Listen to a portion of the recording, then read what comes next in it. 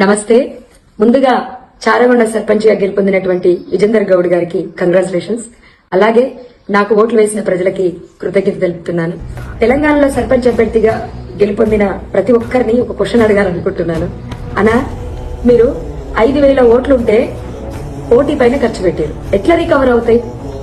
Maximum నెలకి 5 లక్షల పైన ఫ్రాడ్ చేయాలని అవి రికవర్ అవ్వాలంటే. పోనీ రాష్ట్ర ప్రభుత్వం నిధులు ఇస్తుంది, మీరు పనులు చేసుకుంటే బిల్స్ వస్తాయి అనుకున్నా రాష్ట్ర ప్రభుత్వం దగ్గర నిధులు లేవు, మీరు పని చేసుకున్నా బిల్స్ రావు. ఎట్లా రికవర్ అయితే? మీ ఫ్యామిలీస్ రన్ అవ్వాలి, మీరు మళ్ళీ వినాయక చవితులకు దసరాలకు పెట్టే అమౌంట్ కావాలి, మీరు సంపాదించేది పక్కకు పెట్టండి. ఇది రికవర్ అవ్వాలంటేనే నెలకు 5 లక్షలు అవుతుంది. ఎట్లా రికవర్ అవుతుంది నాకు అర్థం కావట్లేదు. నిజంగా చెప్తున్నా. 3,000 ఇచ్చినోడు కోటు పడుతుంది, 2,000 ఇచ్చినోడు కోటు పడదు, ఫుల్ బాటిల్ దప్పినోడు కోటు పడుతుంది, హాఫ్ బాటిల్ దప్పినోడు కోటు పడదు, బిర్యానీలో మటన్ వేసినోడు కోటు పడుతుంది, చికెన్ వేసినోడు కోటు పడదు. ఇంత ప్రజలు ఉన్నప్పుడు ప్రజలు నాకు నిజంగా ప్రజలు అర్థం కాలేదు. అన్నిటికన్నా నేను బాధపడ్డ విషయం ఏంటంటే, బీటెక్లు ఎంటెక్లు చేసి కూడా జస్ట్ 2,000 ఇచ్చి ఒక బిర్యానీ పెట్టి బ్లాక్ డాగ్ ఇస్తే ఓటేసి, ఇంత దౌర్భాగ్యపు వ్యవస్థలో చదువుకున్న వాళ్ళు ఉన్నప్పుడు ఎవరైనా ఏం చేయగలుగుతారు? దేశం ఎట్లా మారుతుంది? నాయకులను ప్రశ్నించే హక్కు మీకుందా? చదువుకున్న యువకులకు నాయకులను నిలదీసే హక్కు ఉందా? లేదు. మీకు ముమ్మాటికి హక్కు లేదు.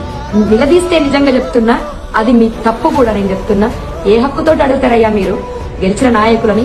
ఏ హక్కుతోటి అడుగుతారు? బుద్ధుందా? నిజంగా చెప్పాలంటే 2,000 full bottle Black Dog bottle food, వీటి కోసం ఓట్లు అమ్ముకునేటోళ్ళు రేపు ఎట్లా అడుగుతారు? నాయకులను ఎట్లా ప్రశ్నిస్తారు? మీరు ఇప్పుడు ఫోన్ చేస్తారా? నాకు ఈ పనులు కావాలి, ఆ పనులు కావాలని అంటారా?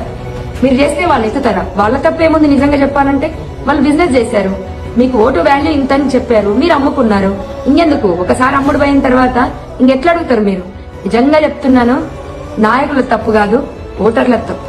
ఈ ధర్మానికి ఈడ వాల్యూ లేదు తల్లి, నువ్వు వద్దమ్మా అని చెప్పారు పెద్దలు. వాళ్ళకి మరొకసారి కృతజ్ఞత చెప్తున్నా. మీరు మారనంత వరకు ఈ సిస్టమ్ మారదు, ఇండియా మారదు. ఒక్కసారి ఆలోచించండి. మన దేశం మారాలి అంటే మీ ఆలోచన విధానం మారాలి. ఎందుకు చదువుకున్నాం? నాకు పడ్డ ఓట్లయితే నాకు పరిచయం లేని వాళ్ళు వేసిన ఓట్లు, ఓన్లీ నా గురించి విని వేసిన ఓట్లు అవి. వాళ్ళకి నిజంగా మనస్ఫూర్తిగా కృతజ్ఞత చెప్తున్నాను. ఒక్కడుగు నేను వేసాను, నాతో పాటు కొన్ని అడుగులు ముందుకొచ్చాయి.